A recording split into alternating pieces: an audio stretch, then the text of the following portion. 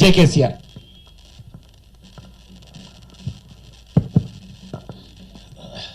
అందరికీ ప్రెస్ వాళ్ళందరికీ కూడా నమస్కారం.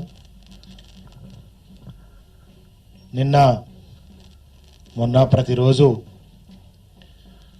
కిషన్ రెడ్డి గారు అయితేమి, బండి సంజయ్ గారు అయితేమి, వారి నోటి నుంచి ఏం మాటలు వస్తాయంటే అగ్గి రాజేస్తాం, బొంద పెడతాం, కూలదోస్తాం, కూల్చేస్తాం అని మాటలు తప్ప గరీబోళ్లకు ఇగో మా కేంద్ర ప్రభుత్వం ఇది చేస్తుంది, గరీబోళ్లకు, పేదలకు, రైతులకు, మహిళలకు మేము ఇది చేస్తాం, మాకు ఓటేయరని చెప్పేటువంటి నాతుడు లేడు.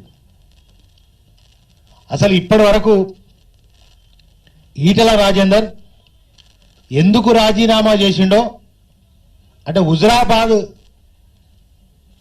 నియోజకవర్గానికి ఒక మెడికల్ కాలేజ్ కావాలనో, హుజురాబాదు ప్రాంతాన్ని ఒక జిల్లాగా మార్చాలనో, హుజురాబాద్ అభివృద్ధికి ఈ విధంగా చేయాలనో రాజీనామా చేసినటువంటి విషయాన్ని ఇవాళటి వరకు కూడా చెప్తలేడు. బీజేపీ నాయకులు కానీ, ఆయన తరఫున ఈటల రాజేందర్ తరఫున ప్రచారం చేసేవాళ్ళు కానీ, ఇగో కేంద్ర ప్రభుత్వం పేదల కోసం, రైతాంగం కోసం, మహిళల కోసం ఇగో మీ ఇంటికి సంక్షేమ పథకాన్ని తీసుకొచ్చినాం, మాకు ఓటేయండి అని అడుగుతలేరు. కేసీఆర్ బొంద పెడతామంటారు, కేసీఆర్ ప్రభుత్వాన్ని కూల్చేస్తామంటారు. అంటే ఇవాళ తెలంగాణ రాష్ట్రం వచ్చిన తర్వాత 7 సంవత్సరాలలో ఒక అద్భుతమైనటువంటి మార్పు. ఇవాళ దేశానికే ఒక ఆదర్శవంతంగా, దేశానికే ఒక దిక్సూచినటువంటి పరిపాలన గౌరవ ముఖ్యమంత్రి కల్వకుంట్ల చంద్రశేఖరరావు గారు చేస్తున్నటువంటి సందర్భంలో ఈయన హుజురాబాద్ ప్రజలు 2001 అయినా, ఇక్కడ ప్రజలు 2021 అయినా గులాబీ జెండాకే పట్టం కట్టిండ్రు, కేసీఆర్ గారిని మాత్రమే దీవించారు. ఇక్కడ వేరే గుర్తు తెలియదు అసలు ఇక్కడ ప్రజలకు. అది ఉద్యమమైనా ఎన్నికైనా కేసీఆర్ గారికి మరి గులాబీ జెండాకే హుజురాబాద్ ప్రజలు అండగా ఉన్నటువంటి సందర్భం ఉన్నది. ఇప్పుడు కూడా ప్రజల ఆశీర్వాదం చాలా అద్భుతంగా కేసీఆర్ గారి వైపే ఉంటుంది. ఇవాళ రైతాంగానికి నీళ్ళు ఇచ్చి, కరెంట్ ఇచ్చి, రైతు బంధు ఇచ్చి, ఇవాళ ఒక్క ధాన్యపు ఇత్తు కూడా మిగలకుండా ఈ రాష్ట్ర ప్రభుత్వం కొనుగోలు చేసి 10 రోజుల వాళ్ళ అకౌంట్లలో డబ్బులు వేస్తూ ఉంది. ఇవాళ మీరు మొన్న హర్యానాలో జరిగినటువంటి సందర్భాన్ని ఒకసారి మన రైతాంగం అంతా కూడా గుర్తు చేసుకోవాల్సినటువంటి అవసరం ఉంది. హుజురాబాద్ రైతాంగం ఒకసారి గుర్తు చేసుకోవాలి. వడ్లు కొనాలని రైతాంగం ధర్నా చేస్తూ ఉంటే ఆ రైతులను కారెక్కించి వాళ్ళను చంపేసినటువంటి చరిత్ర ఇవాళ బీజేపీ చరిత్ర. సరిగ్గా ఏడాది పైనుంచి నల్ల చట్టాలను రద్దు చేయండి, మార్కెట్లను రద్దు చేసే చట్టాన్ని తొలగించండి అని రైతులు దేశవ్యాప్తంగా ఇవాళ ధర్నా చేస్తూ ఉంటే, నల్ల చట్టాలను తీసేయాలని చెప్పి చెప్తా ఉంటే ఇప్పటి వరకు మీ స్పందన లేదు. రైతులకు వ్యతిరేకంగా మీ పరిపాలన కొనసాగుతుంది. ఎద్దేడ్చిన వ్యవసాయం బాగుపడదనేది నానుడు ఉన్నది. ఇవాళ రైతేసిన రాజ్యం బాగుపడదు. మిమ్మల్ని బొందబెట్టడం, దేశవ్యాప్తంగా మిమ్మల్ని బొందబెడతారు. మొన్న ఈటల రాజేందర్ మాట్లాడుతూ 291 రూపాయలు గ్యాస్ బండ పైన ఈ రాష్ట్ర ప్రభుత్వం, తెలంగాణ రాష్ట్ర ప్రభుత్వం పన్ను విధించింది అని మాట్లాడాడు. అదే మా హరీష్ రావు గారు, ఆర్థిక శాఖ మంత్రి గారు ఒక సవాల్ విసిరారు. ఒకవేళ నువ్వు 291 రూపాయలు కనుక ఈ రాష్ట్ర ప్రభుత్వం పన్ను విధిస్తే నేను ముక్కు భూమికి రాస్తా, గాంధీ విగ్రహం జమ్మికుంట దగ్గర కానీ, హుజురాబాద్ అంబేద్కర్ విగ్రహానికి రా, నువ్వు నిరూపిస్తే నేను ఇప్పుడే మంత్రి పదవికి, ఎమ్మెల్యే పదవికి కూడా రాజీనామా చేస్తానని చెప్పింది. ఇప్పటి వరకు రాలే, దొంగ తప్పించుకొని తిరుగుతున్నాడు.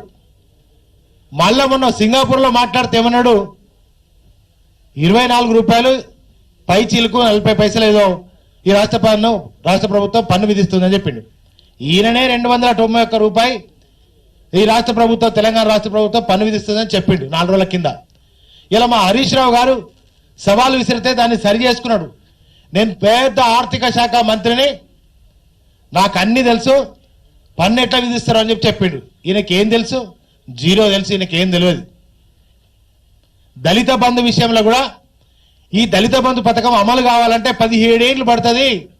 ఇది అమలయ్యే పథకం కాదు, ఇది వచ్చే పథకం కాదు, ఇది ఎన్నికల స్టంట్ మాత్రమే, ఇది ఎన్నికలు వచ్చినప్పుడల్లా కేసీఆర్ గారు పథకాలను పెడతారని బూటకు మాటలు, బట్టేబాజ్ మాటలు ఈటల మాట్లాడాడు. కానీ ఇవాళ 1700 మందికి ఇవాళ దళిత బంధు పాస్బుక్లు ఇచ్చినాం, అకౌంట్లలో డబ్బులు వేసినాం. సుమారుగా 500 మందికి మరి నేరుగా గ్రౌండింగ్ కూడా చేసినాం యూనిట్లు. దాన్ని ఆపాలని ప్రేమేందర్ రెడ్డి ద్వారా ఇవాళ ఎన్నికల కమిషన్కు ఒక లేఖ రాసి దాన్ని ఆపిచ్చిండ్రు. ఆపితే ఆపారు. ఎన్ని రోజులు ఆపుతారు? మహా అంటే 3 తారీఖు దాకా 4 తారీఖు దాకా ఆపుతారు. 4 తారీఖు తర్వాత మీ ఆశీర్వాదంతో గెలిచినటువంటి గెల్లు శ్రీనివాసరావు గారు, అదేవిధంగా మా హరీష్ అన్న, మా కొప్పురీశ్వర్ అన్న, మేము కూడా పక్కనే ఉంటాం, మేము కూడా వస్తాం, ఈ ప్రజలతో మమేకమవుతాం. తప్పకుండా ప్రతి గ్రౌండ్ను యూనిట్ని చేసి పేద ప్రజలకు దళిత బంధు పథకాన్ని అందజేస్తాం, తప్పకుండా అందజేస్తాం. అరచేతిని అడ్డుపెట్టి సూర్యకాంతిని ఆపలేమనేది ఎంత సత్యమో ఇలా దళిత బంధును కూడా ఆపలేమనేది కూడా అంతే సత్యం. ఇవాళ మీకు నిజంగా ఈటల రాజేందర్కి చిత్తశుద్ధి ఉంటే మా మంత్రి హరీష్ అన్న మరి 4000 పైచిలకు ఇండ్లను ఇచ్చిండు. మా కేటీ రామారావు గారు 4000 పైచిలకు డబుల్ బెడ్రూమ్లు ఇచ్చిండు. మరి హుజరాబాద్లో ఇప్పటి వరకు ఒక్కటంటే ఒక్క డబుల్ బెడ్రూమ్ ఇవ్వలే. అంటే నువ్వు పేదలను ఎట్లుండాలో చూస్తావు. ఇవాళ కేసీఆర్ గారు చేసేటువంటి అద్భుతమైనటువంటి ఫలాలు పొందినటువంటి హుజరాబాద్ నియోజకవర్గ ప్రజలు కేసీఆర్ గారికి వెన్నుదన్నుగా ఉండాలని చెప్పి మరి వాళ్ళు నిలుస్తూ ఉన్నారు. ముఖ్యంగా అనేక చర్యలు, రెచ్చగొట్టే చర్యలు బీజేపీ వాళ్ళు చేస్తూ ఉన్నారు, రెచ్చగొట్టే వ్యాఖ్యానాలు చేస్తూ ఉన్నారు, మా మీద దాడి చేసే ప్రయత్నం చేస్తూ ఉన్నారు. కానీ వాళ్ళ యొక్క డ్రామాలు నడవాయి. ఇవాళ ఈటల రాజేందర్కైనా, బండి సంజయ్ కన్నా, రఘునందరావు గారికైనా మరి వీళ్ళందరికీ కూడా ఒక ఆస్కార్ అవార్డు ఇవ్వచ్చు. మహానటులు వీళ్ళు. ఎంపీ ఎలక్షన్లలో బండి సంజయ్ గుండెపోటు వచ్చిందని పోయి అపోలో రీచ్ హాస్పిటల్లో పడి ఎన్నికలలో గెలిచిండు, మోసం చేసి గెలిచిండు. రఘునందన్ రావు కూడా చేతికి పట్టి కట్టుకొని అక్కడ ప్రజలను మోసం చేసిండు. కొత్త డ్రామాకి ఇక్కడ కూడా తెరదీస్తారు. ఇక్కడ కూడా ఈటల రాజేందర్ మోకాళ్ళ ఆపరేషన్ చేయించుకోబోతున్నాడు అన్న తర్వాత వెంటనే తగ్గిండిగా డ్రామా కంపెనీ ఏం నడిచేటట్లేదు, మనం ఏం చేసినా నడిచేటట్లేదని చెప్పి అది ఆపేసి, కానీ ఏదో ఒకరైనటువంటి కొత్త డ్రామాలతో మన ముందుకు వస్తారు. దయచేసి ఈ యొక్క 3 రోజులు మనం అందరం కూడా అప్రమత్తంగా ఉండాలి. ప్రజలందరూ కూడా, ఇక్కడ ఉన్నటువంటి ప్రజలందరూ కూడా చైతన్యవంతమైనటువంటి ప్రజలు. ఇక్కడ ఉన్నటువంటి ప్రజలు అభివృద్ధికి ఓటేస్తారా, అభివృద్ధిని అడ్డుకునే బీజేపీకి ఓటేస్తారా? ఒక్కసారి ఇక్కడ ఉన్నటువంటి హుజరాబాద్ ప్రజలు ఆలోచన చేయాలి. ఇవాళ ప్రతి ఇంటికి సంక్షేమం వచ్చింది. ఆసరా పెన్షన్ కావచ్చు, కళ్యాణ లక్ష్మి కావచ్చు, 24 గంటల కరెంటు కావచ్చు, రైతు బంధు కావచ్చు.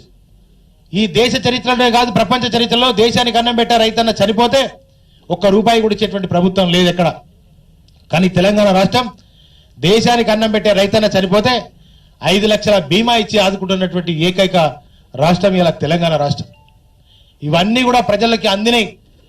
ప్రజలు ఇవాళ మా కిషోర్ అన్న చెప్పిండు, కేసీఆర్ గారు హుజరాబాద్ ప్రచారానికి వస్తే రాకుండా ఈసీకి ఒక లెక్క పెట్టి మరి అడ్డుకునేటువంటి ప్రయత్నం చేశారు, అడ్డుకున్నారు. అయినా కేసీఆర్ గారి మీద ఇక్కడ ప్రజలకు పూర్తి విశ్వాసం, పూర్తి నమ్మకం. 30 తారీఖు నాడు ఇక్కడ ఉన్నటువంటి ప్రజలందరూ కూడా వన్ సైడే అన్నట్టుగా ఇక్కడ భారీ మెజార్టీతో గెల్లు శ్రీనివాస్ గారిని గెలిపించబోతా ఉన్నారు. ఇక్కడ ప్రజలందరూ కూడా చాలా సంతోషంగా ఉన్నారు ఇప్పుడు.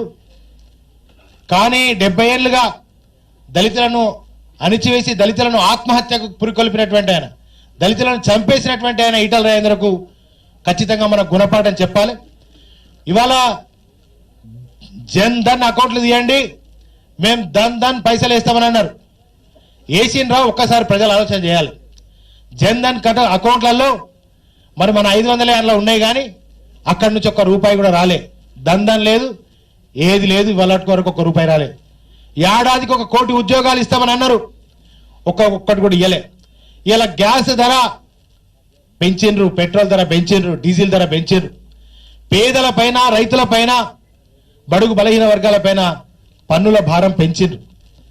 మరి ఒక దిక్కు కేసీఆర్ గారేమో సంక్షేమ పథకాలు కుడి చేత్తో ఇస్తే, ఎడమ చేత్తో ఈ పెట్రోల్ ధర పైన, డీజిల్ ధర పైన, గ్యాస్ దండ పైన ధరలు పెంచి ఇవాళ ఆయన కేంద్ర ప్రభుత్వం పన్నుల రూపంలో గుంజుకుంటా ఉంది. పన్నుల రూపంలో ఉండేటువంటి గుంజుకునేటువంటి బీజేపీ కావాలనా? మరి మనకు వెన్నుదన్నగా నిలిచి మనకు సంక్షేమ పథకాలు ఇచ్చే, మన ఇళ్లలో మన పేద బడుగు బలైన వర్గాల జీవితాల్లో వెలుగులు నింపే కేసీఆర్ కావాలన్నా? ఒక్కసారి ఇక్కడ ఉన్నటువంటి హుజరాబాద్ ప్రజలు ఆలోచన చేయాలి. 30 తారీఖు నాడు మీరు అందరు కూడా కేసీఆర్ గారికి మద్దతుగా నిలవాలని, నిలుస్తారని. ఇది చాలా కన్ఫ్యూజ్గా ఉంటుంది. మా అవ్వలందరూ, మా అక్కలందరూ కూడా మరి మా యొక్క పెద్ద మనుషులు వాళ్ళు ఓటేసేటప్పుడు కొద్దిగా జాగ్రత్త చూడాలి. మన మా ఇక్కడ హుజరాబాద్ ప్రజలను రిక్వెస్ట్ చేస్తా ఉన్నా, చాలా కన్ఫ్యూజ్ కావద్దు. మనది 2వ నంబర్ కారు గుర్తు మీద ఒక్కొక్కసారి ఇంక్ సంతకాలు మా పెద్దవాళ్ళకు సంతకం పెట్టరాదు కనుక ఆ ఇంక్తో వాళ్ళు ఏదైతే ముద్ర వేస్తారో, వేలు ముద్ర వేస్తారో, అదే కారు గుర్తు మీద కూడా ఒక్కొక్కసారి వేస్తే ఆ కారు కనబడకుండా పోతుంది. కనుక మీరు అందరికీ కూడా విజ్ఞప్తి ఏంటంటే, మా పెద్దలకు అందరికి కూడా దయచేసి మీ కారు పక్కకు ఉన్నటువంటి నీలి బటన్ మీద మీ ఓటును వేయవలసిందిగా మరి భారీ మెజార్టీతో గెల్లు శ్రీనివాస్ యాదవ్ను, మీ బీసీ బిడ్డ, నికార్సైన ఉద్యమకారుడు, పేదల పెన్నిది, ఇక్కడ ఉన్న అందరికీ అందుబాటులో ఉండేటువంటి మీ తలలో నాలుకలాగా మీ బిడ్డగా ఆశీర్వదించాలని చెప్పి కోరుకుంటాను.